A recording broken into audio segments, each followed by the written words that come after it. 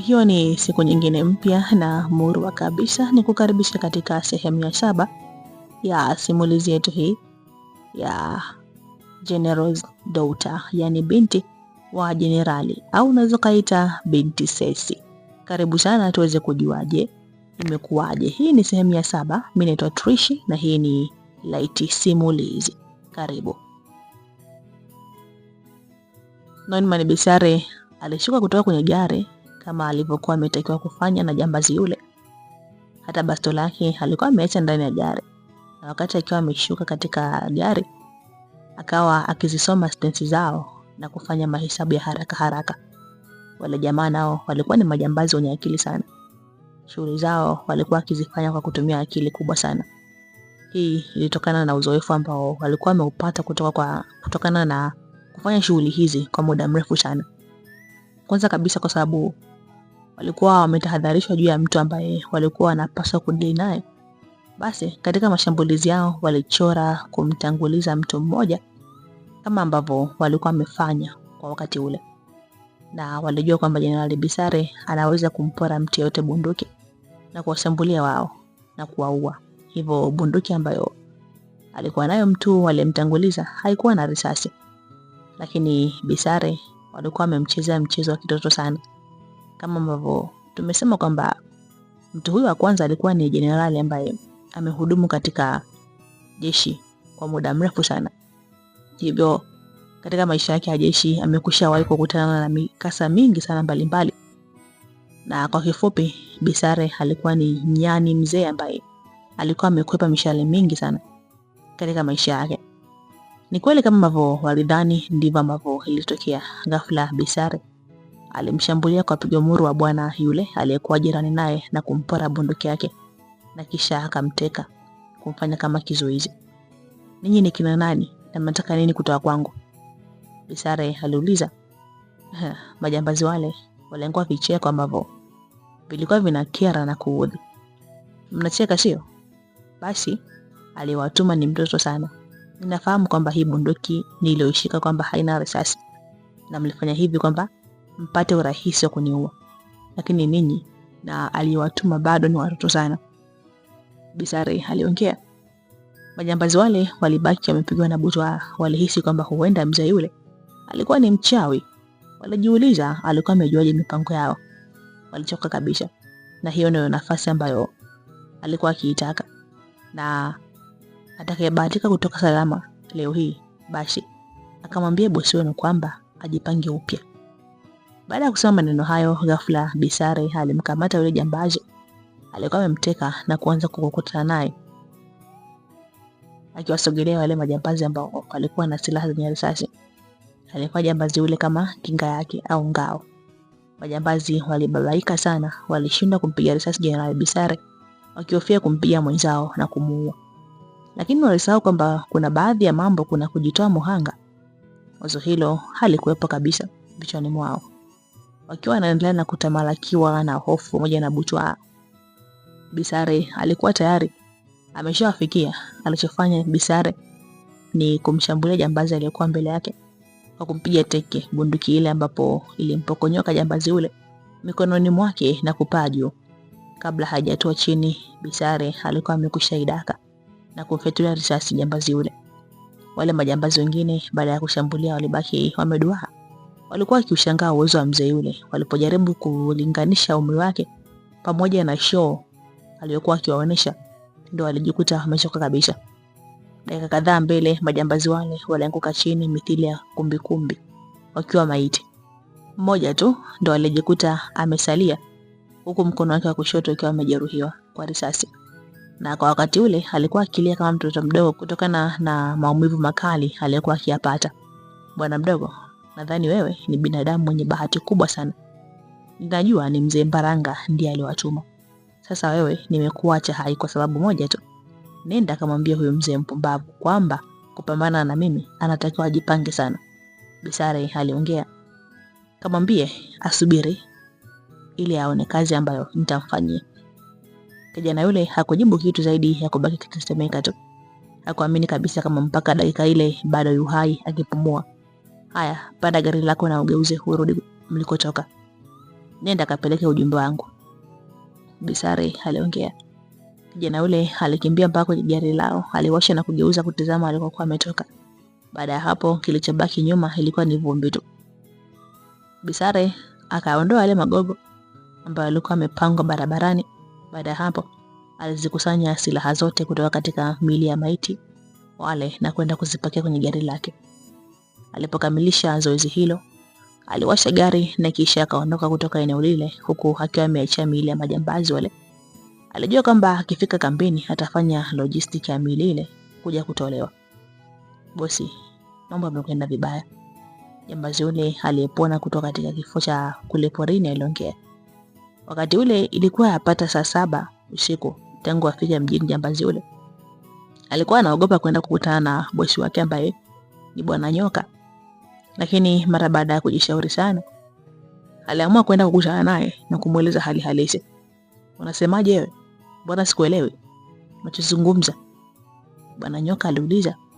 Tumeshindwa kummoja na Bisare. Alikuwa ametuzidi nguvu. Mimi tu nimepona lakini wenzangu wote wameuawa. Jambazi yule aliongea.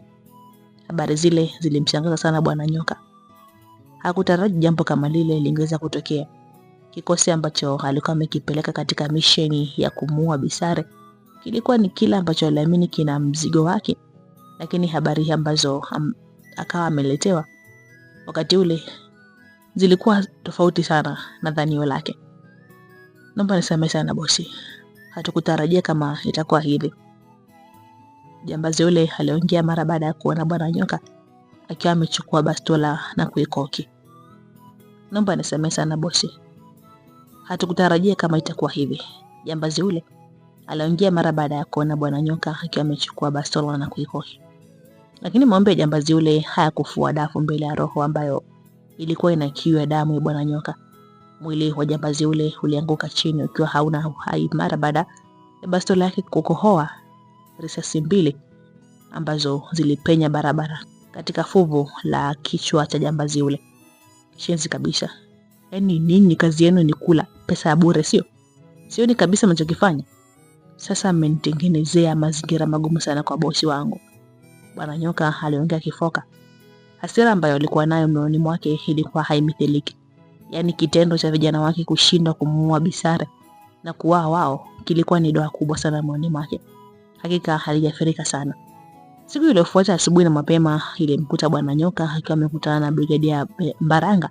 Ilikuwa ni katika jumba moja lililoko nje kidogo ya jiji la Kano, mali ya Brigadia Jenerali Mbaranga. Jumba hili alikuwa akilitumia kama makao makuu ya kundi lake la kihalifu, na hapa ndipo hapo shughuli zote za kihalifu za genge la Brigadia Mbaranga zilikuwa zikipangwa. Ndiyo Bwana Nyoka. Habari za toka usiku ule tulipoachana. Mbaranga alimsabahi Bwana Nyoka. Kwa upande mmoja anaweza kusema nzuri na kwa upande mwingine si nzuri, Bwana Nyoka alijibu. Jibu lako lina utata Bwana Nyoka. Hebu nipe ripoti ambayo itaniweka katika mstari wa kuelewa. Mbaranga aliongea. Yaani hata sielewi. Nitumie kauli gani ambayo itakufanya unielewe? Bwana Nyoka aliongea akitazamana uso kwa uso na Mbaranga. Jana ilikuwa ni siku ambayo vijana wangu walifanya ambush kwa Bisare mara baada ya kuzichunguza nyendo zake. Lakini Bwana Nyoka hakuweza kumalizia kauli yake, kwani alikatishwa na Mbaranga. Walimvamia, kwa hiyo amekufa sio? Mbaranga aliongea akiwa na huruka ya kutaka kujua mambo yaliyojiri katika ukanda wa mapambano kabla hata ya kuambiwa. Tabia ile ya kukatiza maelezo yake Bwana Nyoka hakuipenda, lakini hakuweza kufanya lolote kwa sababu Mbaranga alikuwa ni bosi wake. Nadhani ungetulia kwanza ili nikueleze kwa utuo, Bwana Nyoka aliongea. Nina maumivu ya kujua hatima ya mpuuzi ule. Ni mtu ambaye ninamhitaji afe kuliko watu wote hapa duniani, Mbaranga alijibu. Vijana wangu walitega mtego mzuri kabisa ambao ulimnasa Bisare katika uwanda wa mapambano, lakini uwezo wa vijana wangu haukuweza kumachi na uwezo wa Jenerali Bisare. Mzee yule amewafyeka vijana wangu wote, Bwana Nyoka aliongea. Unasemaje Nyoka? Mmoja tu miongoni mwa vijana wangu ndiye aliyepona, naye hakupona kwa uwezo wake, bali Bisare alimwacha awe barua, Bwana Nyoka alijibu. Unasema yule kenge hajafa? Yaani ameshindwa kufa? Inawezekanaje hii? Mbaranga aliuliza kwa mshangao uliochanganyika na ghadhabu. Ndio, hajafa. Ujumbe aliyouleta anasema kwamba ujipange upya ili uweze kupambana naye, Bwana Nyoka alijibu. Lakini Bwana Nyoka, inakuwaje mmefeli kwa kiasi hiki? Mimi niliwaamini sana. Sasa badala ya kuniletea matunda mazuri, ninyi mnaniletea uharibifu na majuto. Brigedia Jenerali Mbaranga aliongea kwa uchungu. Kwa hiyo Bwana Mbaranga, ina maana siku hizi umeanza kuwa na mashaka na mimi? Mimi na yeye tumefanya kazi pamoja kwa muda gani? Na kumbuka kwamba kazi zote hizo tumefanya pamoja kwa mafanikio makubwa. Hakuna siku hata moja ambayo tumewahi kufeli pamoja. Sasa leo hii unaiona kwamba sifai? Bwana Nyoka naye alitapika sumu. Si hivyo, ila umenikera sana, Mbaranga alijibu. Kwa hiyo umeona kwamba hii ndio kazi ya kupima uwezo wangu? Unanikosea bwana. Sasa kama unasema mimi nakukosea, je, mimi nisemaje? Nilikusha kwambia kwamba Bisare ni adui yangu namba 1 kwa sasa. Bisare ni mtu ambaye ninahitaji afe tena na haraka sana. Lakini kwa matokeo haya naona hamko serious bila. Mbaranga aliongea. Naomba usizidi kunikosea heshima, kwani tutagombana. Mimi bado nina uchungu sana na kupoteza watu wangu muhimu. Naomba usifanye mimi nawe tukawa maadui, kwani utapata shida sana, Bwana Nyoka alijibu. Sasa naona umeanza kunitisha na hizo ni dalili za kunipanda miguuni. Yaani kazi yangu ufeli, halafu bado uendelee kunitisha. Katu, haiwezi kuwa hivyo. Pesa zangu kiasi gani mnakula, halafu mnashindwa kufanya kazi ndogo ndogo kama hizi? Mbaranga alizidi kufoka. Sasa kama unaona kwamba ile ni kazi ndogo, kwa nini usingefanya yeye mwenyewe? Hata mambo yako Bwana Mbaranga, na kuonya kwa mara nyingine, usitafute uadui na mimi kwa sababu utaumia, Bwana Nyoka aliongea. Sasa kama yeye nakwambia kwamba kajitafakari kwa jinsi ambavyo umeniharibia mpango wangu. Usidhani kwamba nitakuacha hivi hivi. Ngoja nimalizane kwanza na huyo Bisare, halafu nitakujia wewe, Mbaranga aliongea. Sasa siku ambayo utaleta pua yako mbele yangu, basi tambua kwamba hiyo ndio mwisho wa maisha yako hapa duniani, Bwana Nyoka aliongea kwa ghadhabu. Ghafla Bwana Nyoka alijikuta akitazamana na bastola ya Brigedia Jenerali Mbaranga. Hakuelewa ni kwa muda gani mzee yule alichomoa kutoka katika kifaa anachohifadhia kiunoni mwake. Ilikuwa ni ghafla na kwa kasi ya ajabu. Nitaumwaga ubongo wako sasa hivi, Mbaranga alifoka. Wewe ni Brigedia Jenerali tu kwa cheo, lakini kwangu mtoto sana. Kamwe hautaweza muziki wangu, Bwana Nyoka aliongea. Ghafla Mbaranga alijikuta bastola ile imempokonyoka kutoka katika mikono yake. Hii ni mara baada ya kupigwa kiwiko cha mkono cha Bwana Nyoka. Akiwa bado analishangaa tendo lile, ghafla alijikuta anapokea zawadi ya ngumi nzito kutoka katika mkono wa kushoto wa Bwana Nyoka. Konde lile lilikuwa zito na lilimpeleka chini. Akajizoazoa ili asimame kutoka pale chini. Aliposimama tu alijikuta akitazamana na bastola yake mwenyewe ambayo kwa sasa ilikuwa katika mikono ya Bwana Nyoka. Ninakuonya kwa mara nyingine, kamwe usithubutu kushindana nami, kwani hautaweza. Nitakupoteza, Nyoka alizungumza. Baada ya kuongea maneno hayo, Bwana Nyoka alimkabidhi Jenerali Mbaranga bastola yake mikononi. Baada hapo akaanza kutembea kutoka mle ndani, akimwacha Mbaranga akiwa ameduaa. Alikuwa ameduaa kwani Bwana Nyoka alimshangaza sana. Alijiuliza yule alikuwa ni mtu gani ambaye alikuwa anakimkabidhi adui yake silaha pindi wakiwa katika mapambano. Hebu simama kenge wewe, ukipiga hatua moja mbele na kumwaga ubongo, Mbaranga alifoka, huku bastola yake ikiwa imeelekea Bwana Nyoka ambaye alikuwa amempa mgongo. Bwana Nyoka alisimama na kugeuza uso wake akimtizama Mbaranga. Baada hapo akaurudisha uso wake mbele na kuendelea na safari yake pasina kujali ile kauli ya kitisho ya Brigedia Jenerali Mbaranga. Hapo Mbaranga aliona kama Nyoka alikuwa amemwonyesha kiasi kikubwa sana cha dharau. Kwanza kabisa alikuwa amemshambulia na kumpiga, na pili anaonyesha kutogopa bastola yake ambayo ilikuwa imemlenga nyuma ya kisogo chake. Hapo ndipo Mbaranga akaamua kufanya maamuzi ya kumuua kabisa Bwana Nyoka. Hakujali ni kwa kiasi gani amekuwa akishirikiana naye katika vitendo vya kihalifu, na pia aliona kwamba Bwana Nyoka alikuwa anazifahamu siri zake nyingi sana kuhusiana na mambo yake ya kihalifu. Akaona kwa namna ambavyo sasa amekuwa maadui, basi Bwana Nyoka katu asingeweza kumtunzia siri zake. Sasa akaona ni maisha yake yasiwe katika mashaka, suluhisho pekee ilikuwa ni kumfikilia mbali Bwana Nyoka. Mlio wa trigger ulisikika katika bastola ya Brigadia Mbaranga, lakini tofauti na vile alivyotegemea. Mbaranga alishangaa kuona hakuna risasi yoyote ambayo ilitoka katika bastola yake. Pasi kutizama nyuma, Bwana Nyoka alirusha magazini ya bastola ile ambayo ilikuwa na risasi na ikadondoka chini mbali kidogo na pale ambapo alikuwa Brigadia Mbaranga. Mzee Mbaranga alichoka kabisa kuona mpango yake namna ambavyo ilikuwa ikiharibika. Pumbavu sana huyo kijana, Mbaranga alifoka. Hii ni mara baada ya Bwana Nyoka kuondoka na kumwacha peke yake katika jumba lile. Alikuwa ameathirika mno. Sasa huyu naye anaingia katika orodha ya wale ambao nitawaua kwa mkono wangu mwenyewe. Yaani mjinga huyu hawezi akanionyesha dharau ya kiasi hiki. Ya kwa vitendo alivyonitendea ni sawa na kunivua nguo. Yaani mimi Brigadia Mbaranga ndo wa kupiga mithili ya mtoto mdogo kiasi hiki. Shenzi kabisa huyu mbuzi, alifoka Mbaranga. Basi miezi 7 ilikuwa imeshakwisha kupita na maisha yalikuwa yakiendelea. Hakuna ambalo lilikuwa limebadilika. Ugomvi wa wale wazee wawili viongozi wa jeshi ulikuwa bado ukifukuta, ingawa kwa sasa ilikuwa chini chini. Kila mmoja alikuwa akipanga mipango yake kimya kimya na namna ya kumshambulia mwenzake. Kila mmoja alikuwa anataka kufanya kosa ambalo litamgharimu. Kundi la Five Eagles kwa sasa lilikuwa imara kabisa. Mimi mwenyewe kwa sasa afya yangu ilikuwa imeimarika kwa kiasi kikubwa. Mazoezi ambayo nilikuwa nikifanyishwa na wenzangu chini ya usimamizi thabiti wa Seshi ulisaidia sana. Naona kwa sasa uko fiti sana, Sesi aliongea. Hii ilikuwa ni siku moja majira ya asubuhi, wakati tumetoka kufanya mazoezi. Tulikuwa kushasafisha miili yetu na wakati huo tulikuwa tukipata breakfast, yani chai au kifungua kinywa. Mungu anajalia, najiona timamu kabisa kimwili kwa sasa, nilijibu. Pia Mungu nakushukuriwa sana kwa kila kitu. Maana alikuwa amechungulia kaburi. Bakari aliongea. Usemayo ni kweli kabisa Abubakari. Yaani ule mshenzi jitu siku nikimtia mikononi mwangu, hakika siku hiyo atajuta. Nadhani wewe hunishinde mimi. Nilikuahidi kwamba nitamsaka mshenzi yule kwa kulipa kisasi. Yaani siku akiingia katika 18 zangu, basi mkono wangu ndio utakaomuua. Sasa aliongea. Lakini tabia za jitu mzazi wake ameshangia kwa asilimia kubwa sana. Anthony aliongea.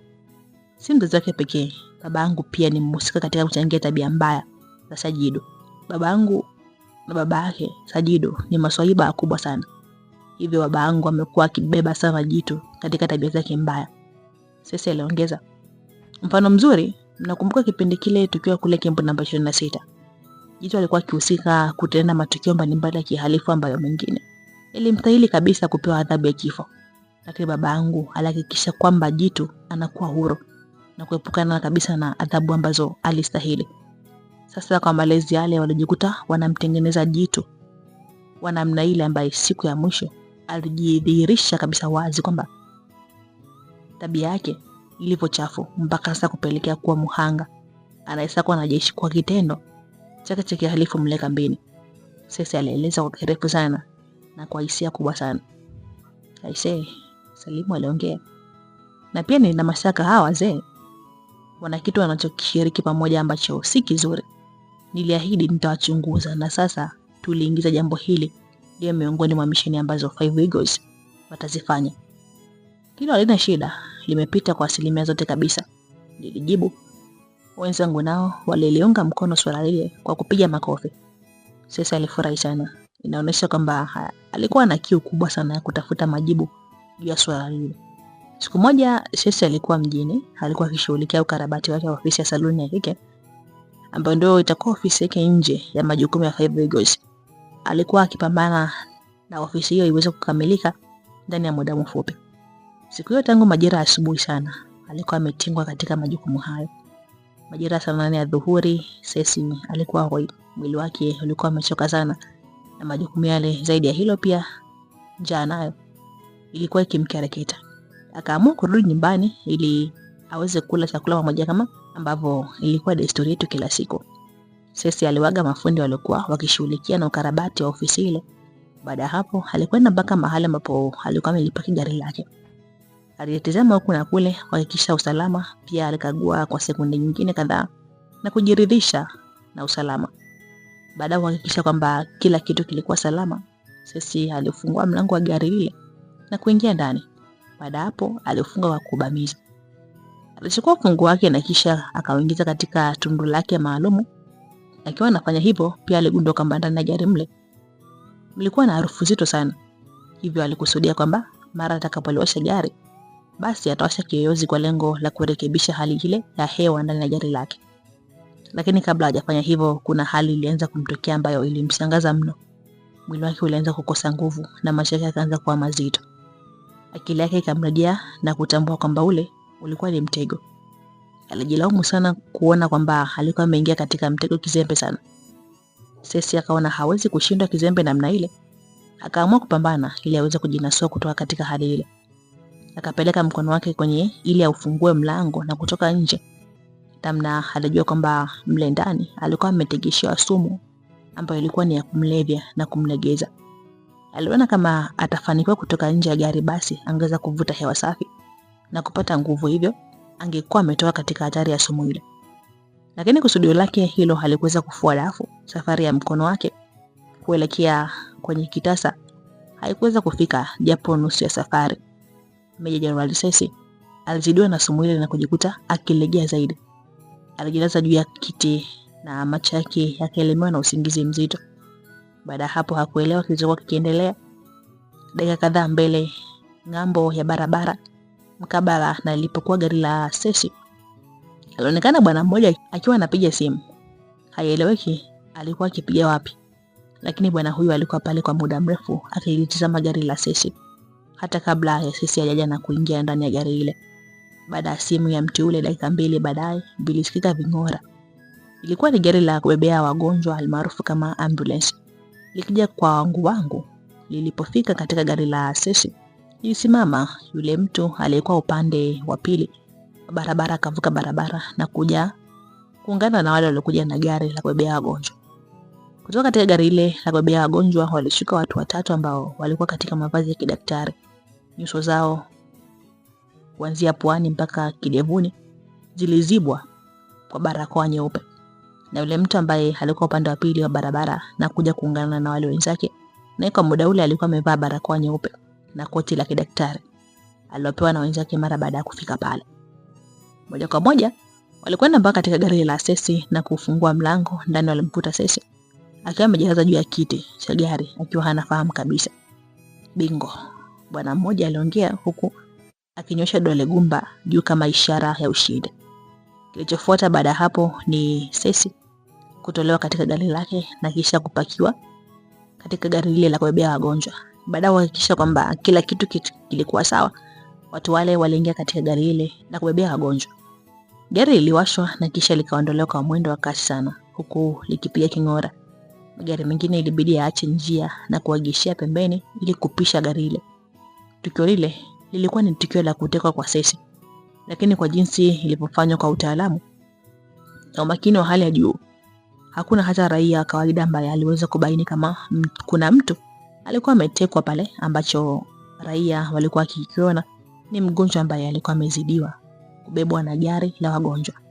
Jambo ambalo ni la kawaida kabisa kutokea na hutokea sehemu mbalimbali katika jiji la Kano na nchini Bantu kwa ujumla. Muda ulikuwa umekwenda sana na ilikuwa yapata kama majira saa 11 za jioni. Cecy hakuwa amerudi nyumbani. Sasa tulianza kuingia na hofu kwamba huenda kuna jambo ambalo si jema likawa limemtokea. Kuna mambo mawili ya msingi ambayo yalitusukuma kuwa na mashaka nayo. Moshi, ilikuwa ni miadi ambayo tuliwekeana asubuhi pindi akiondoka kwenda kusimamia ukarabati wa ofisi yake. Cecy alituahidi kwamba pindi ifikapo mchana atakuwa tayari amefika nyumbani ili tuweze kujumuika pamoja kwa chakula cha mchana. Zaidi alitusitiza kwamba atakuja kupika mwenyewe kwani alikuwa amemisi kufanya mapishi. Pili ilikuwa ni simu yake. Cecy hakuwa akipatikana katika simu yake tangu majira ya mchana. Jambo hili halikuwa la kawaida kabisa kwa Meja Cecy. Tusingeweza kusema kwamba simu yake ilikuwa imeishiwa moto kwa sababu hakukuwa na shida ya umeme. Tulianza kuhisi kwamba hali ile ilikuwa ni walakini. Naanza kuhisi vibaya. Moyo wangu unaingiwa na hofu. Niliongea wakati huo nikiwa sebuleni na wenzangu. Meja kachelewa sana. Si kawaida kabisa. Antonio aliongeza. Au huenda akawa amebanwa na kazi, Salimu alitoa wazo. Hata kama ndo ashindwe kutoa taarifa, Abubakari alidakia. Na pia kwa nini simu yake isiwe inapatikana kwa muda mrefu kiasi hicho? Na hisi kuna walakini. Niliongeza. Sasa tunafanyaje mkuu? Salimu aliuliza. Anthony, hebu chukua funguo wa gari. Tunakwenda kumfuata huko ili tuweze kubaini kulikoni. Niliongea huko nikisimama. Wenzangu nao walisimama huku Anthony akichukua ufunguo wa gari kama ambavyo nilikuwa nimemtaka kufanya. Baada hapo tukatoka mpaka uani, sehemu ambayo ilikuwa ni maalum kwa ajili ya kuegesha magari. Huku kulikuwa na gari moja aina ya Toyota VX rangi nyeusi. Sote tuliingia ndani ya gari ile huku Anthony akiwa dereva. Tuliondoka tukiacha makazi yale tukielekea mjini ambako ndiko zilikuwa ofisi za Meja Sesi ambazo zilikuwa zinakarabatiwa. Mwendo wa saa moja ulitosha kutufikisha mjini mahali ilipokuwa ofisi ya Sesi. Kwanza kabisa nje yetu tuliona gari lake ambalo mlango wa dereva ulikuwa wazi. Hali ile ilitufanya tushikwe na butwaa, kwani haikuwa kawaida. Anthony alilegesha gari pembeni ya gari la Sesi.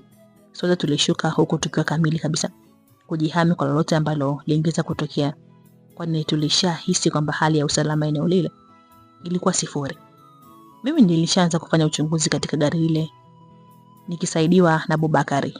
Anthony na Salimu walikuwa wakihakikisha usalama. Meja ametekwa, Abubakari aliongea. Hata mimi nahisi hivyo. Niliongea huku nikiokota simu nyingine ambayo ilikuwa chini jirani ya pedali ya brake. Humu ndani mliuka gesi ya sumu. Harufu hii ya sumu naifahamu. Ni Toxidone.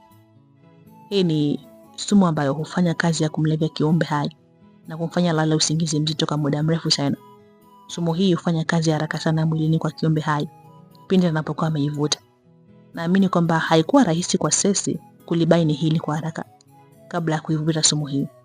Na alipokuja kubaini alikuwa ameshachelewa, kwani sumu itakuwa ilikushaanza kufanya kazi. Na hiyo ikawa rahisi kwa maadui kumpata. Abubakari aliongea. Uko sahihi kabisa. Hii hapa ni simu ngeni kabisa ambayo nimeikuta hapa chini. Inaonekana ni simu ya watekaji ambayo watakuwa wamedondosha kwa bahati mbaya au makusudi. Niliongea. Baada hapo tukatoka nje na kuungana na wenzetu ambao walikuwa wakihakikisha usalama. Vipi mkuu, kwema? Anthony aliuliza. Kuna shida? Sasa ametekwa. Nani kamteka na kumpeleka wapi? Salimu aliuliza maswali mfululizo kwa pupa. Hali hii maswali ndio ambayo sote hapa tunapaswa kujiuliza kwa sasa. Jambo la msingi kwa sasa, turudi nyumbani, tutajua kila kitu tukiwa huko. Nilijibu. CCTV kamera inaweza kuwa msaada zaidi, Anthony aliongea. Hawa waliomteka Sesi si watu wadogo, ni watu ambao wanajua kile wanachokifanya. Jambo la kwanza katika misheni yao ni lazima lilikuwa ni kuharibu mfumo mzima wa usalama wa eneo hili. Kwa hiyo ukienda kwenye hizo surveillance cameras hutopata chochote, yani CCTV. Nilijibu huku nikimtizama Anthony usoni. Pia surveillance camera si msaada mkubwa sana kwetu. Sisi tuna njia bora zaidi ya hiyo ya kuweza kupata taarifa. Sisi ni 5 Eagles Squad. Nilijibu nikiwatia moyo vijana wangu. Ni kweli kabisa mkuu. Wote walijibu kwa umoja. Sasa tusiendelee kupoteza muda. Tuendeni kwenye gari. Misheni ya kumsaka Sesi ndio imeanza sasa. Niliongea huko nikiongoza kwenda kwenye gari huku wenzangu wakinifuata. Wakati ule ile gari la Sesi, Abubakari alikuwa ndani yake kwa ajili ya kuliendesha kurejesha nyumbani. Democratic Forces for Liberation of Rwanda, FDLR, ni kundi la waasi wa Rwanda ambalo linaendesha operesheni zake kutoka katika nchi ya Jamhuri ya Kidemokrasia ya Kongo DRC. Makao makuu ya kundi hili yao katika miji ya Kibua na Kalonge. Viongozi wa kundi hili ni Bwana Ignasi Muruanasiaka ambaye kwa sasa ni mfungwa wa kisiasa, Bwana Kaliste Mburushimana na Bwana Sylvester Mudakumura. Bwana Blaise Achekela alikuwa ni rafiki mkubwa sana wa Bwana Kaliste, mmoja wapo wa viongozi wa kundi la FDLR. Mabwana hawa wawili walikuwa wameshibana sana. Urafiki wao ulianza miaka mingi ya nyuma ambapo Bwana Blaise alipoanza kuliuzia silaha kundi hilo la waasi. Wakajikuta wameka mizizi imara katika urafiki wao na wakawa wakisaidiana katika mambo mbalimbali ya kihalifu. Miezi kadhaa nyuma Bwana Blaise alifanya mazungumzo kwa njia ya simu na Bwana Kaliste akimjulisha kwamba kuna rafiki yake mpendwa aitwaye Sajidu Bufa, ambaye ni mtoto wa Brigedia Bufa wa jeshi huko nchini Bantu, kwamba anahitaji msaada. Alisema kwamba Jitu ana maadui watatu ambao anataka kuwafyeka. Wa kwanza ni Sesi, wa pili ni mimi, yani Kanali Wilson Julius, pamoja na Jenerali Nonman Bisare. Katika mazungumzo yao walikubaliana kwamba wa kwanza kushughulikiwa atakuwa ni Sesi.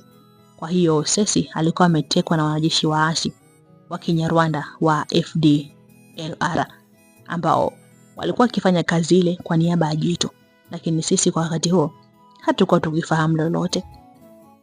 Hapa tuna simu tu ambayo tuliokota eneo la tukio. Nadhani kupitia simu hii tunaweza kupata mwanga wa wapi Meja Jenerali Sesi atakuwa amepelekwa, niliongea. Wakati huo tulikuwa tumekwisha fika nyumbani na tulikuwa katika chumba maalum katika nyumba ile ambayo tulikuwa tumeiteua kama ofisi yetu. Kilikuwa na vifaa vyetu kile chumba, vifaa mbalimbali zikiwemo mashine mbalimbali ambazo hutusaidia katika masuala yetu ya kijasusi. Sasa unga simu hii katika mashine na kisha tupate kujua mawasiliano ya watu hawa ambayo yalifanywa katika simu hii. Niliongea nikimkabidhi Salimu simu ile. Salimu alipokea na kisha akaenda katika mashine moja iliyokuwa mezani. Baada hapo aliunga na mtambo ule na kuuwasha. Kilichofuata ilikuwa ni sisi kusikiliza mawasiliano mbalimbali ya simu ambayo alifanywa na hapo kabla. Tulichokisikia kilitufanya tustaajabu. Mazungumzo yalionyesha kwamba mtumiaji wa simu ile alikuwa ni raia wa Rwanda na kwa kiasi kikubwa alikuwa ni mfanyabiashara wa silaha. Kwa hiyo kuna uwezekano mkubwa kwamba Sesi akawa amesafirisha kwenda Rwanda. Luteni Abubakar aliuliza. Kwa mujibu wa kile ambacho tumekisikia katika simu hii, ndivyo inavyoonyesha, nilijibu. Kwa hiyo tuna safari ya kwenda Rwanda, Salimu aliongea. 100% ni lazima tuende Rwanda, lakini kabla ya kufanya hivyo tunatakiwa tuichore misheni nzima, niliongea. Sawa mkuu, vijana wangu walijibu kwa pamoja. Dhamira ya kwenda Rwanda ni kumkomboa Sesi, lakini tukifika Rwanda tunaanzaje? Hatujui ni nani aliyemteka Sesi, hivyo bado kuna giza kubwa sana mbele yetu, niliongea. Kwa sababu tumesikia kwamba huyu mwenye simu ni mfanyabiashara wa silaha, basi tukifika Rwanda tutawatafuta wafanyabiashara wa silaha na kunusanusa uwepo wa Sesi, Anthony alijibu. Tunaondoka lini? Abubakar aliuliza. Yaani hatuna muda wa kupoteza, tunatakiwa tuanze kufanya mikakati ya kupata helikopta. Nina imani watu hawa watakuwa wametumia helikopta pia. Na kama ndi hivyo, ina maana kwamba mpaka sasa watakuwa wamekusha tumia takriban masaa 6 angani. Na kwa masaa hayo watakuwa wamekwisha anza kunusa mpaka wa Rwanda na Bantu, nilijibu. Sawa mkuu, wote walijibu kwa umoja. Sasa jiandaeni, tunakwenda mjini, bebeni kila kinachotakiwa kwa misheni hii. Kwani haturudi tena huko, nisisitiza. Roger that, ilisikika sauti yao kwa umoja. Majira ya saa 4 za usiku tukawa tumefanikiwa kupata helikopta na tukawa tayari kwa safari. Sikilizeni Eagles, hii ni misheni ngumu sana. Tunakwenda kupambana na watu ambao hatujui uwezo wao, lakini tunatakiwa tuamini kuwa watu hawa wana uwezo mkubwa kijeshi. Hivyo hii ni misheni ya kufa na kupona. Tunakwenda kumrejesha Sesi, niliongea. Ndiyo mkuu, wenzangu walijibu kwa ukakamavu na hamasa kubwa. Baada hapo tukapanda helikopta ambapo mimi kama rubani nikarusha ndani ya helikopta. Tulikuwa tumekamilika, tulikuwa na silaha za kutosha ambazo tulizihitaji. Tukiwa tuko angani ndio tumeanza safari yetu. Ghafla saa zetu za mkononi zilitoa mlio fulani kwa pamoja. Sote tulishtuka na kutizamana. Tulitizama pasi kusema chochote, kwani tulikuwa tunafahamu ni nini maana ya mlio ule. Anthony alichukua kompyuta mpakato na kisha akaiwasha. Alichukua waya moja ambao ni USB na kuupachika katika simu yake na kuunganisha na kompyuta ile. Baada hapo aliwasha programu maalumu kwenye kompyuta ile. Kwa kifupi ni kwamba ule mlio uliosikika kwenye simu zetu ulikuwa ni kutokana na kuminywa kwa kifaa maalum cha kusoma ramani na maeneo, yani kwa lugha ya kitaalamu kinaitwa tracking device. Yani kile ambacho kina track eneo fulani, kwamba eneo fulani kuna kitu fulani. I hope mnaelewa. Kifaa hiki kila mmoja wetu sisi 5 Eagles alikuwa nacho na kilikuwa kimewekwa sehemu maalum katika nguo ya ndani. Matumizi ya kifaa hiki ni kwamba unatakiwa ukibonye kwa siri pindi unapokuwa hatarini na unahitaji msaada kutoka kwa wenzako. pindi ukikibonya basi mfumo utasoma katika saa ambazo kila mtu katika 5 Eagles alikuwa ameivaa. Baada ya programu ile kufunguka, katika kioo cha kompyuta ile ikaonekana picha ya dunia ambayo ilifunguka na bara la Afrika likaonekana. Bara la Afrika likapotea na kutokea nchi ya Jamhuri ya Kidemokrasia ya Kongo. DRC? Anthony alishangaa kwa sauti. Kauli ile ikawafanya wenzangu wote waendelee kukodolea macho kompyuta ile. Nami nikapaisha juu kabisa helikopta ile na kisha nikabonya kitufe kilichoandikwa autopilot. Helikopta ikaanza kujiongoza yenyewe. Yaani auto inakuwa inajiongoza yenyewe. Nikaenda kuungana na wenzangu katika kushangaa kile ambacho kilikuwa kikionekana katika kompyuta. Kwa hiyo na si Rwanda tena. Niliongea kwa mshangao. Direction imebadilika. Yaani mwelekeo umebadilika. Salimu aliongea. Program ikaendelea kufunguka na sasa ikaonyesha mashariki mwa nchi ya Kongo DRC. Na baada ya hapo likaonekana eneo la Kalonge. Yote hii ilikuwa ni katika mfumo wa ramani za GPS. Kalonge? Niliongea kwa mshangao. Kwani kuna nini kuhusu eneo hili? Obakari aliuliza. Hili ni eneo ambalo wanapatikana waasi wa Democratic Forces for Liberation of Rwanda, yani FDLR. Hawa ni waasi wa Rwanda wanaofanya shughuli zao kutoka nchini Kongo. Makao yao makuu ni eneo hili la Kalonge na Kibua. Nilijibu. Kwa hiyo wanataka kusema kwamba waasi wa FDLR ndio waliomteka Sesi? Salimu aliuliza. Yes, 98% waasi hawa ndio wamefanya shughuli hii. Nilijibu. Sasa kwa nini wafanye hivi? Kwa nini unamfahamu Sesi? Bobakari aliuliza. Hawa hawamfahamu hata kidogo. Igwa namba 2. Hawa jamaa wameuziwa dili na mtu ambaye ana kisasi na Igwa namba 2. Na mtu huyo si mwingine bali ni Jito. Hapa inavyoonyesha ni kwamba Jito ana mahusiano na watu hawa.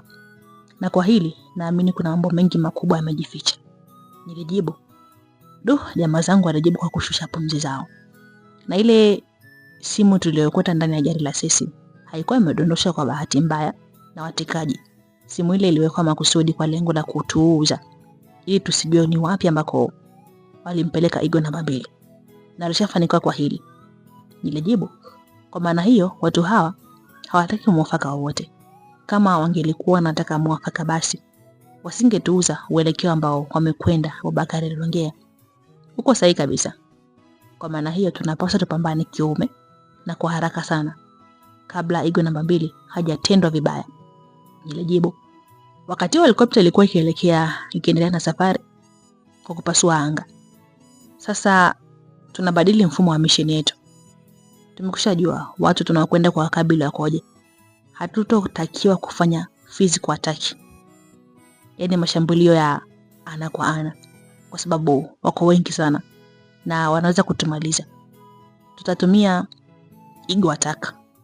Yaani tutatumia katika kambi yao kama mwewe na kumnyakua Igwa namba 2 na kisha tutapotea. Niliongea nikipanga mikakati. Sawa mkuu, tumekusoma, mwenzangu alijibu. Wakati huo nilikuwa nimekwisha rejea katika kiti changu cha urubani na kuanza kuiongoza ndege. Na kumbukeni kwamba sote tunatakiwa kurudi salama. Sitamsamehe yeyote ambaye atafanya uzembe na kuuawa kizembe.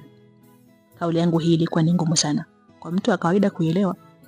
Lakini kwa wanajeshi wale walinielewa nilikuwa namaanisha nini. Ilikuwa ni kauli ya kupeana hamasa ya kuweka umakini katika mapambano. Hata Igwa namba 2 hatofurahi. Naamini atahuzunika sana endapo tutampoteza Igwa yoyote. Nikasisitiza. Tumekuelewa mkuu. We are 5 Eagles squad. We always stay united. Wenzangu walijibu kwa kauli mbiu ya kundi letu. Yaani sisi ni kundi la watu 5 au mwewe 5. Wakati wote tuko pamoja. Baada ya hapo safari ikawa ikiendelea, helikopta ilizidi kuichana anga kuendelea. Baada ya hapo safari ikawa inaendelea, helikopta ilizidi kuichana anga kuelekea DRC. Nasi tulikuwa tukipiga stori za hapa na pale katika kusindikiza safari yetu. Basi tuingie Kalonge, Kongo DRC. Helikopta yetu ilikuwa ikichana anga juu ya misitu ya Kalonge. Bunduki zetu zilikuwa imara mikononi tayari kwa lolote. Tunashuka sasa. Fungueni macho yenu. Tuko ndani ya eneo la waasi. Ni bahati tu kwamba tumefika hapa pasi kutunguliwa, niliongea. Wenzangu walijiandaa haraka haraka kwa kuyavaa mabegi yao. Wakati huo mimi nilikuwa nikishusha helikopta chini. Igo namba 5, utabaki hapa kuilinda hii helikopta. Kilomita 10 kutoka hapa ndipo ilipo kambi ya waasi. Na ndipo Igo namba 2 anaposhikiliwa. Tuna muda mfupi sana wa kuhakikisha tumeikamilisha misheni yetu hii ndani ya kambi na kurudi hapa tukiwa na Igo namba 2, niliongea. Ndiyo mkuu, Salimu alijibu. We are 5 Eagle squad. We always stay united. Sote tulijibu kwa pamoja.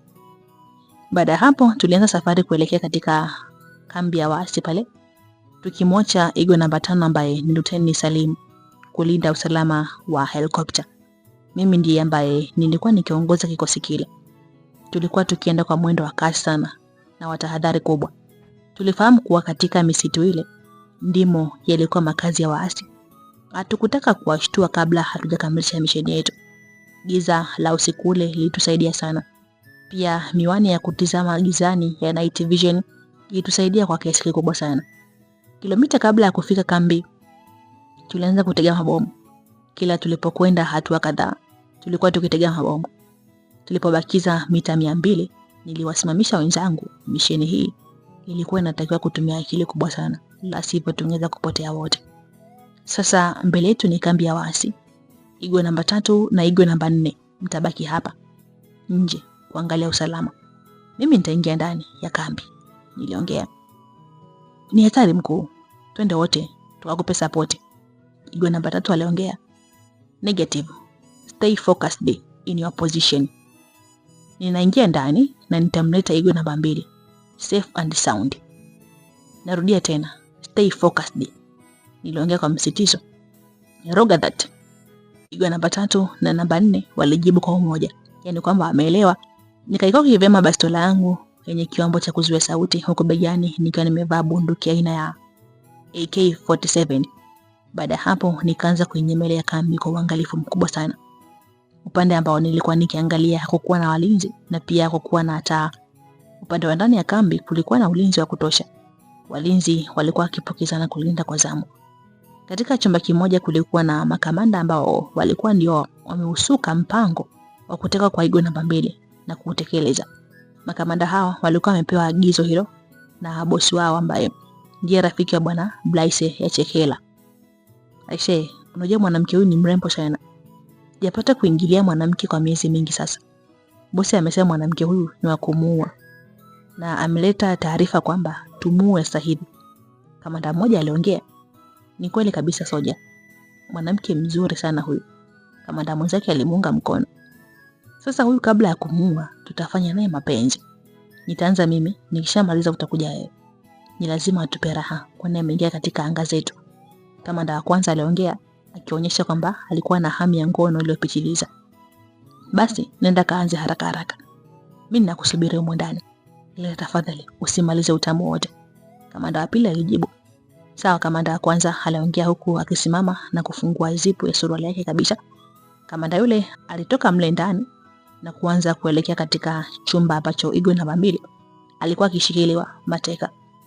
Wakati mimi nilikuwa tayari nimekwisha ingia ndani ya kambi ile na nilikuwa tayari nimekwisha zimisha askari kama 5 na kuzificha maiti zao sehemu ambayo singekuwa rahisi kuonwa. Hawa walikuwa ni wale ambao walikuwa wamejitokeza mbele yangu wakati ningefanya safari ya kuelekea kumwokoa Igo namba 2. Niliendelea kutega mabomu kila mahali ambapo nilikuwa nikipita. Nitaka pindi ninapotoka na Igo namba 2 katika kambi hii, basi kitakachobaki itakuwa historia tu. Mbele kidogo nilimwona yule kamanda ambaye alikuwa akielekea katika chumba ambacho alikuwa ameshikiliwa Igo namba 2. Kumbuka mpaka wakati huo sikuwa nikifahamu ni wapi ambapo Igo namba 2 alikuwa amehifadhiwa. Nilikuwa nikitumia akili kubwa katika kubashiri. Kamanda huyo alikuwa akija upande wangu. Nijificha nyuma ya pipa lililokuwa mbele yangu kabla hajaniona. Yaani leo nitapata burudani sana. Yule mwanamke ana mvuto kwa kweli. Kamanda yule aliongea pindi akipita jirani na pale nilipojificha. Kumbe chumba ambacho alikuwa akienda kilikuwa si mbali na pale nilipokuwa. Kilikuwa ni kama hatua 7 kutoka pale kwenye pipa la taka nilipokuwa nimejificha. Alipokifikia chumba kile, kamanda yule alifungua mlango ambao ulikuwa umefungwa kwa nje na kuingia ndani. Mimi nikaona nikiendelea kumfuatilia atanipotezea muda. Nikaamua kusonga mbele katika harakati za kumsaka Igwe namba 2, yani Cecy. Nilipopiga hatua 2 kusonga mbele, ghafla mguu wangu wa kulia ukasita kupiga hatua ya 3. Hii ni mara baada ya ile kauli ya yule kamanda kujirudia kichwani mwangu. Mwanamke gani ambaye alikuwa anamzungumzia? Nilijiuliza. Oh shit. Haraka kwa tahadhari kubwa nikaanza kwenda katika kile chumba. Nilipofikia nikasikia sauti ya kamanda yule akifoka, huku sauti ya mwanamke akigomea. Moyo ulipiga pa. Na niliomba kwa Mungu kwamba kamanda yule asije kwa ameufanya ushenzi ambao alikuwa ameukusudia. Bahati nzuri ilikuwa kwangu, kutokana na hamu ya ngono aliyokuwa nayo kamanda yule, hakukumbuka hata kufunga mlango. Alichukua kiwaza kwa wakati ule ilikuwa ni ngono tu. Nilisukuma mlango wote taratibu na kwa makini mkubwa. Nikaingia ndani ya chumba kile. Mbele yangu niliweza kumshuhudia kamanda yule akiwa mtupu kwa upande wa chini. Alikuwa ametoa suruali yake pamoja na nguo yake ya ndani. Kwa wakati huo alikuwa aking'ang'ana kumtoa Igwe namba 2 suruali yake aina ya jeans. Igwe namba 2 alikuwa amelazwa chini sakafuni, mikono yake ikiwa imefungwa kwa nyuma. Mdomo wake ulikuwa umefungwa kwa kitambaa na pua. Na pia kuna kitambaa kingine ambacho kilikuwa kimeyafunga macho yake. Alikuwa akigomea kwa sauti ambayo ilikuwa ikiishia shingoni tu. Alikuwa akipambana kujizuia kwa miguu yake ambayo haikuwa imefungwa. Nilimsogelea bwana yule pasina kufanya kelele na kumgusa begani. Kwa wakati ule alikuwa amenipa mgongo akishughulika na suruali ya Igwe namba 2. Mguso ule ulimshtua na kumfanya asitishe zoezi lake. Alisimama na kugeuka ili abaini ni nani ambaye alikuwa anadiriki kumkatiza harakati zake za kutaka kujipatia burudani ile adhimu kabisa. Aliponigeuzia tu uso wake na kunitazama hata kabla hajajua mimi ni nani, nilimpiga pigo moja mara la karate ya shingo sehemu ya koromeo. Pigo lile lilimfanya kate sauti pamoja na pumzi. Kabla hajanguka chini, nikashika kichwa chake na kukibamiza katika ukuta. Nikamwacha akianguka huku akiwa amekata moto pasi kufanya kelele. Nilimfuata Igwe namba 2 pale chini na kumshika. Igwe namba 2 akajua yule mtu ambaye alikuwa anataka kumbaka alikuwa amerudi kwa ajili ya kuendelea na harakati zake. Alianza kurusharusha mateke huku akitoa sauti ya kugumia. Igwe namba 2. Igwe namba 2. This is Igwe namba 1. Niko hapa kukuchukua na kukupeleka nyumbani. Niliongea huku nikimtuliza. Kauli ile mwenye na sauti yangu vilimfanya Igwe namba 2 atulie. Hakuamini kile ambacho alikisikia, ilikuwa ni kama ndoto kwake.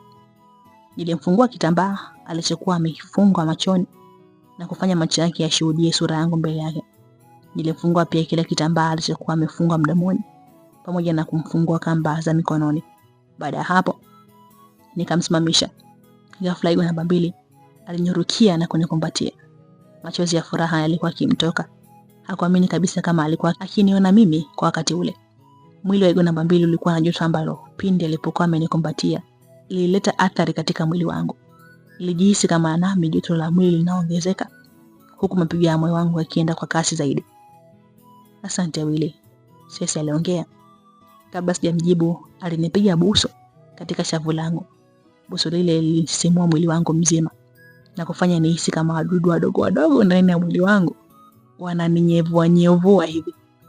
Guys, ni kama network ilikata kwa muda na kunifanya nipagawe, nikihisi kama niko katika ulimwengu mpya wa peke yangu. Usijali, usalama wako ni jukumu langu, nilijibu mara baada ya akili yangu kurudi. Busu lile pia lilimpagawisha Cecy, kwani nilimwona kama anarejea hivi. Macho yake yalikuwa ni kama mithili ya mtu aliyekuwa usingizini. Twende nyumbani, niliongea huku nikifunga zipu ya suruali yake ambayo ilikuwa imefunguliwa hapo awali na yule kamanda ambaye nilikuwa nimemzimisha. Nilimpa bastola ambayo nilikuwa nikiitumia awali, nami nikachukua nyingine nikaanza kumuongoza kutoka katika chumba kile. Tukaanza kutembea kwa uangalifu mkubwa tukitafuta njia ya kutoka kambi ile. Tulikuwa tunakwenda haraka kwa uangalifu kwani muda huo nao haukuwa ukitusubiri. Tukafanikiwa kutoka salama katika vibanda vya mbao vya kambi ile. Tukiwa tunaanza safari ya kuelekea kwenye uzio, ghafla tulijikuta tukitizamana na mitutu ya bunduki miwili. Tulipogeuka nyuma tukakutana na askari wengine wawili tena wenye bunduki. Hivi unafikiri kwamba unaweza kutoroka katika kambi hii salama? Kwa hiyo wewe ngedere ndio umekuja kumwokoa au sio? Sasa tukutaarifu kwamba umekifuata kifo chako. Askari mmoja wa wale wanne alifoka, haya, weka silaha zenu chini haraka sana. Askari mwingine alifoka. Mimi na Sesi tukatizamana, macho yetu yaliulizana kwamba tunauweza muziki ule. Kila mtu akamkonyeza mwenzie kuthibitisha kwamba muziki ule ulikuwa ni saizi yetu. Tukainama kuziweka silaha zetu chini kama ambavyo tuliamriwa. Askari wale walitabasamu na kwa furaha kuona kwamba walikuwa wametunasa kirahisi sana. Pia walikuwa na furaha kubwa kwa sababu waliamini kwamba walikuwa wameninasa mimi sambamba na Sesi. Walifahamu kitendo kile kilikuwa ni cha kishujaa sana kwao na kingewapa sifa kubwa sana mbele ya viongozi wao. Walijua kwamba kwa ushujaa ule ni lazima wangekwenda kupandishwa vyeo. Walishinda kufahamu ni nini ambacho kilikuwa kimetokea, kwani ilikuwa ni kasi sana. Askari wawili miongoni mwao walijikuta wakianguka chini mara baada ya kila mmoja kupata shambulio kutoka kwetu. Mmoja alikuwa ameshambuliwa na Sesi na kupigwa karate ya shingo, huku mwingine alizawadiwa ngumi kama 6 mfululizo za tumboni, kitendo kilichomfanya anguke chini akikohoa damu. Wale wengine hata hakupata nafasi ya kuzitumia bunduki zao, kwani wakiwa bado katika hali ya taharuki tuliwavamia. Yule nilimvamia mimi nilimpiga ngumi 2 za haraka za uso, na baada ya hapo nikamgeuza na kisha nikampoka bunduki ya kwake. Niliupitisha mwanzo wa bunduki yake shingoni na kisha nikambana. Askari yule akabaki kikoroma huku macho yake yametoa haso. Alikuwa akijaribu kuitoa bunduki ile, lakini mikono yangu ilikuwa imara. Akabaki kutapatapa na baadaye kurejea. Pumzi zilikuwa zikimwisha na hatimaye kabisa kukata roho. Bwana yule alipoteza maisha huku nikiwa nimemvunja kabisa shingo yake. Wakati huo nilimwona Sesi akipiga raundi kiki ambalo lilimpata askari yule aliyekuwa akipambana naye usoni. Askari yule aliumba na kuja upande wangu. Mimi nikaona hapana, aende akaumalizie msala wake huko kwa Sesi. Nikamzibua ngumi 2 za mgongo pamoja na kumsukuma kwa teke zito la mgongo iliyomfanya aende tena kwa Sesi. Kabla hajamfikia Sesi, alikuwa ameruka juu na kukikamata kichwa cha askari yule. Alipotua chini, kichwa cha askari yule kilibamizwa katika goti la Sesi. Askari yule hakupata hata sekunde ya kusema buriani, alikata roho. Tunahitaji gari, Sesi aliongea akinyosha kidole chake kwenye yadi ya magari iliyokuwa upande wa kushoto. Yes, uko sahihi kabisa. Lakini si kwa sasa, hatuwezi kutoka na gari. Yes, uko sahihi. Lakini si kwa sasa, hatuwezi kutoka na gari ndani ya kambi hii pasi kuwashtua askari, nilijibu. Wakati huo nilikuwa katika helikopta iliyokuwa mbele yetu nikitega bomu. Roger that, Sesi alijibu. Wenzetu wako nje ya kambi wanatusubiri, nilijibu huku nikianza kukimbia kuelekea kwenye uzio nikifuatiwa na Sesi. Ndani ya dakika 5 tukawa tumefika katika uzio imara wa kambi ile ambao ulikuwa umetengenezwa kwa miti pamoja na udongo. Haikuwa kazi ngumu kuparamia ukuta ule na kuchumpa upande wa nje. Tulikuwa mithili ya nyani. Ile tunaondoka tu tulikutana na askari wawili ambao walishtuka sana mara baada ya kutuona. Walipotaka kutufyatua risasi zao, walijikuta wakianguka huku vichwa vyao vikiwa vimefumuliwa kwa risasi. Ilikuwa ni kazi nzuri sana, Igo namba 3 na Igo namba 4. Tulikimbilia mpaka walipokuwa wamejificha wenzetu na kuwakuta walifurahi sana kumwona Sesi akiwa mzima. Walikumbatiana kwa furaha. Tuko nje ya muda, wenzetu niliongea. Sawa mkuu, wote walijibu kwa pamoja. Silaha mikononi mwetu tukaanza kukimbia kuiacha kambi ile, tukifuata barabara pana ambayo ilikuwa imetuleta hapo awali.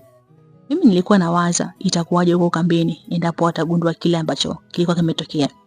Tukiwa tunaendelea na safari, tukasikia mlio wa gari ukitokea kule ambako tulikuwa tukienda. Baadaye tukaanza kuziona taa zikimulika. Hii ilimaanisha kwamba kulikuwa na gari ambalo lilikuwa likija kutoka katika njia ambayo tulikuwa tukiitumia kwenda. Tukatizamana haraka na kupeana ishara. Wenzangu wakajirusha vichakani, wakatawanyika upande wa kushoto na kulia. Mimi nilikaa chini katikati ya barabara nikijifanya kama ni majeruhi. Mwanga wa taa za gari uliponipiga, askari waliokuwa ndani ya gari lile walishtuka na kusimamisha gari lao. Walijua nilikuwa ni askari mwenzao ambaye nilikuwa nimepata shida. Walihisi ni mwenzao kwa sababu hata sare ambazo nilikuwa nimezivaa zilikuwa ni za kwao ambazo nilizivaa kipindi naingia katika kambi ile mara baada ya kumuua askari mmoja na kumvua sare zake.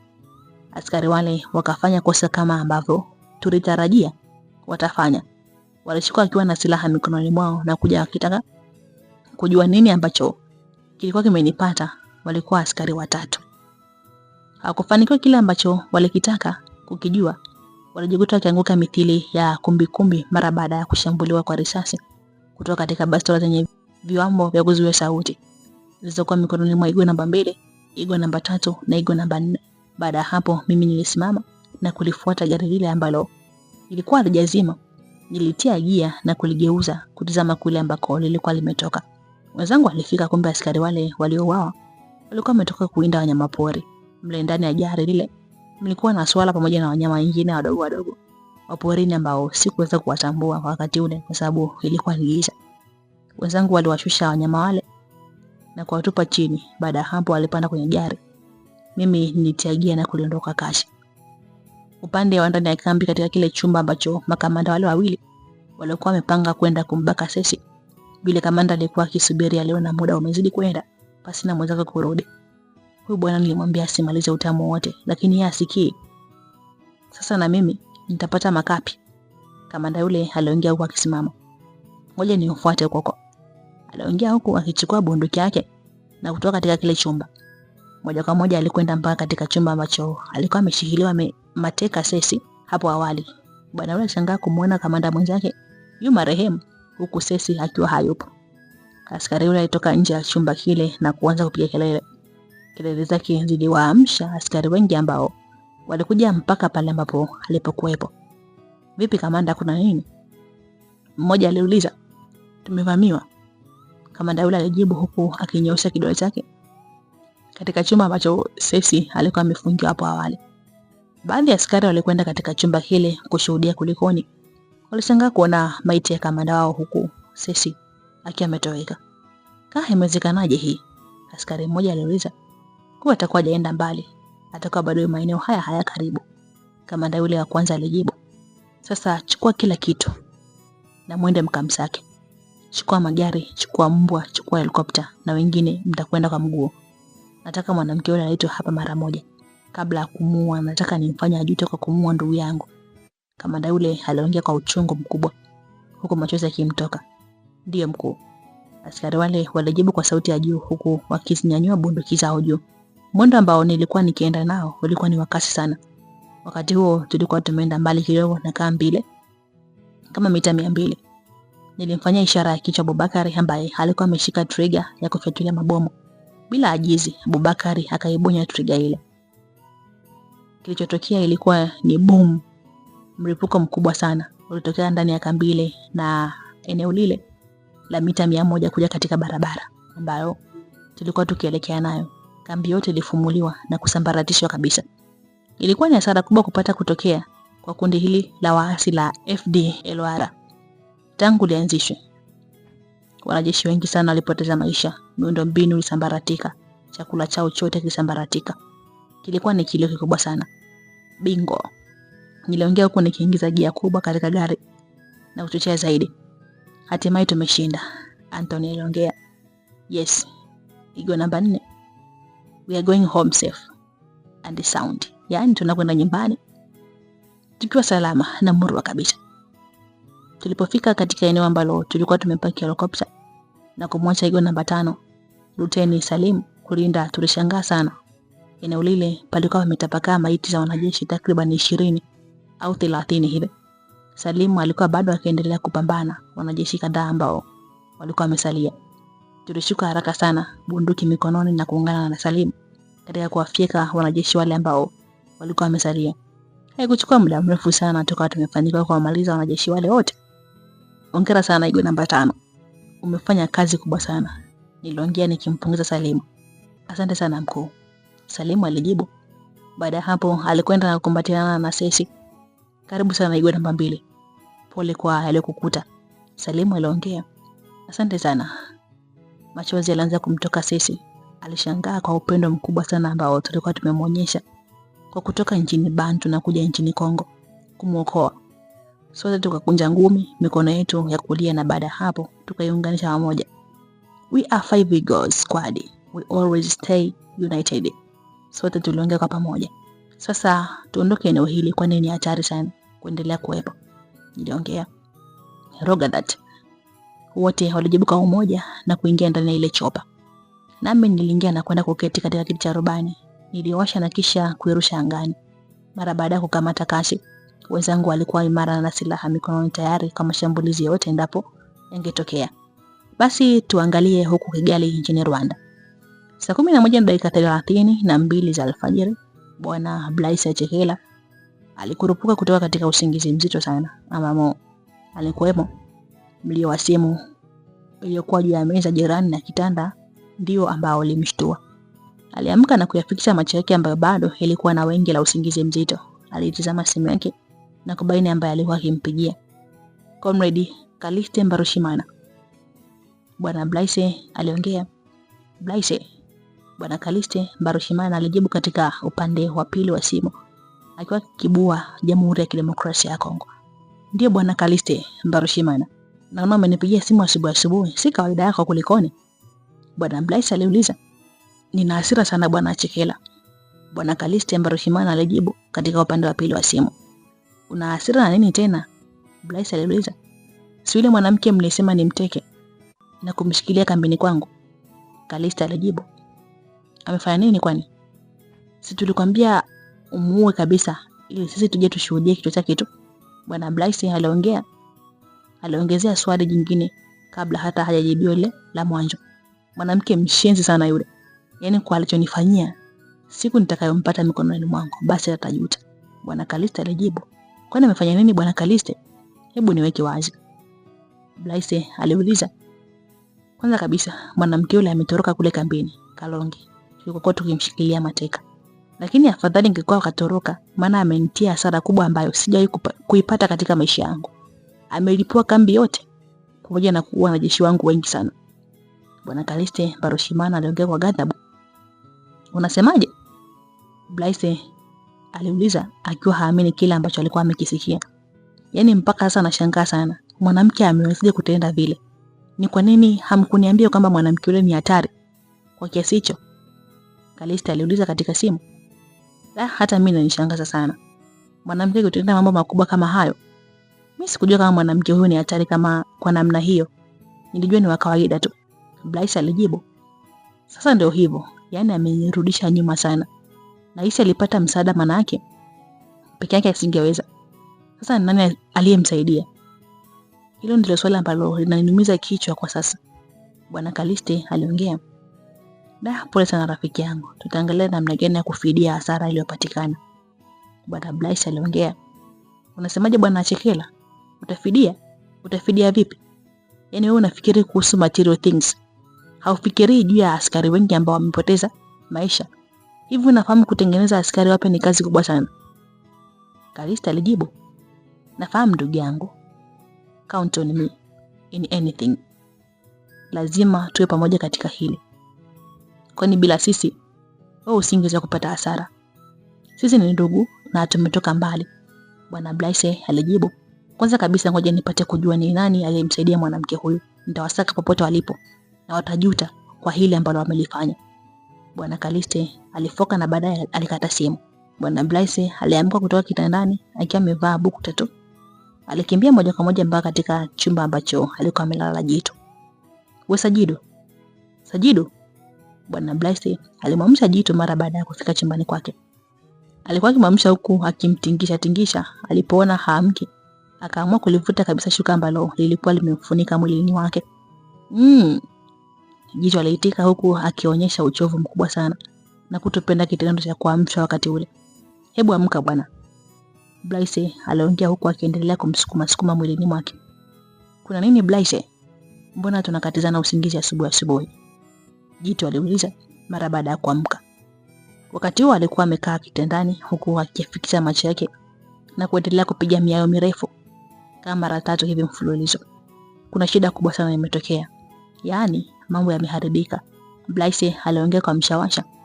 Una maana gani kwa kusema hivyo? Jitu aliuliza akiwa bado hajaelewa nini ambacho Blaise alikuwa akizungumza. Kumetokea balaa huko Kalonge katika kambi. Bwana Blaise alijibu. Balaa gani tena? Jitu aliuliza. Yule mwanamke wako katoroka kule Kalonge. Bwana Blaise alijibu. Unasemaje? Sasa ametoroka? Jitu aliuliza kwa mshangao. Yaani si kutoroka tu, bali ameacha balaa kubwa sana huko Kalonge. Yaani huyu sasa ndo awe amefanya mambo hayo. Mbona jambo hili linanishangaza sana. Sasa hilo swali ndilo mimi na wewe tunapaswa kujiuliza. Huyu mwanamke ni mwanamke wa aina gani mpaka akaweza kufanya pekee jambo ambalo linapaswa kufanya na askari takriban 20? Blyce alijibu, lakini kwa kifupi tumeharibu.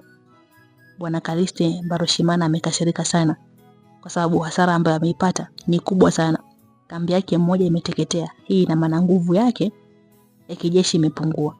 Kwa hiyo hii itakuwa mbaya kwake kwa mapambano yake dhidi ya serikali, kwani kwa sasa atakuwa dhaifu sana kijeshi. Blyce aliongea, hakika hii ni hasara kubwa. Lakini mimi sikujua kama haya yote yangetokea. Sikujua kama yule mwanamke ni hatari kiasi hiki. Yaani bado nashangaa kwa kweli. Jitu aliongea kwa mshangao. Ndio hivyo Bwana Sajidu. Kwa sasa tunapaswa kuangalia namna gani tunamfanya Bwana Calliste aweze kulijenga upya jeshi lake lililoangamia.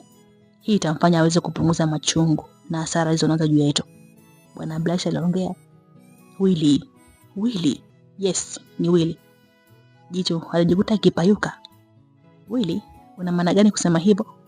Bwana Blyce aliuliza. Mwanamke yule asingeweza kutoroka na kuteketeza kambi ile pasipo kupata msaada. Willy ndiye ambaye lazima atakuwa amemsaidia katika kulifanya jambo hilo. Ni 5 Eagles Squad wako kazini. Jitu aliongea huku akionyesha hali ya kunyong'onyea. Bwana Calliste amesema vivyo hivyo kwamba mwanamke yule alipata msaada kutoka kwa mtu ambaye yeye bado hajamfahamu. Hivyo yuko katika harakati za kumtafuta. Blyce aliongeza. Sasa huyu Willy ni nani? Na hapo anaposema 5 Eagles Squad ndo unazidi kunichanganya zaidi. Nashinda kukuelewa Bwana Sajidu. Nieleze vema, akili yangu ikae vema. Blyce aliuliza. Nadhani nakumbuka hapo nyuma nilikuwa katika mafunzo ya kijeshi nchini Bantu. Jitu alianza kumuelezea Bwana Blyce. Ndio nakumbuka sana. Si ile kambi ambayo ulinusurika kuuawa mpaka nikaja kukupa msaada au kutorosha? Exactly. Basi kambi ile inaitwa Camp namba 26. Kambi ile ilikuwa ni maalum kwa kutoa mafunzo ya kijasusi. Katika mafunzo hayo palitakiwa kupatikana vijana 5 ambao kwa pamoja wataunda kundi maalum la kijasusi ambalo lingeitwa 5 Eagles Squad. Mimi nilikuwa ni mmoja wa wanafunzi wa mafunzo hayo. Lakini mpaka mafunzo yanaisha mimi sikufanikiwa kuwa miongoni mwa waliofaulu kujiunga na kundi hilo.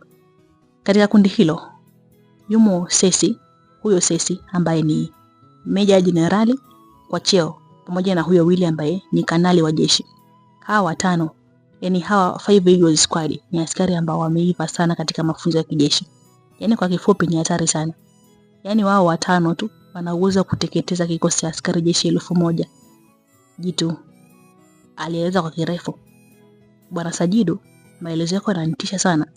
Yani moyo wangu umeingia ganzi kwa kile ninachokisikia kutoka kwako. Bwana Blyce aliongea. Huo ndio ukweli halisi na tuna kila sababu ya kufanya haraka kumzuia Bwana Calliste Mbarushimana asiendelee na harakati zake za kumtafuta Willy. Hataweza kwa sasa na atazidi kupoteza askari wake. Tunatakiwa tujipange kwanza ndio tufanye hiyo issue ya kumtafuta Willy, Sesi pamoja na wenzao. Jitu aliongea. Jamani, hii ni sehemu ya 7. Tukutane katika sehemu ya 8. Tujue je, hii issue itaishia wapi? Maana Mbarushimana kashaanza kumtafuta Willy. 5 Eagles washaanza kutafutwa. Na hawa 5 Eagles ni moto wa kuotea mbali. Yaani ni hatari mno. Yaani wanaweza kuua wanajeshi zaidi ya 1000 ndani ya muda mfupi sana. Yaani ni hatari ya kuotea mbali. Jamani, tukutane katika sehemu ya 8 tujue je itakuwaje. Jitu na mipango yake itafanikiwa katika kumtafuta Willy na Sesi na 5 Eagles kwa ujumla. Jamani, mimi sijui. Tukutane hapo kesho tuweze kujua zaidi. Hii ni Light Simulizi. Asante kwa kunichagua. Mimi naitwa Trishi. Asante sana.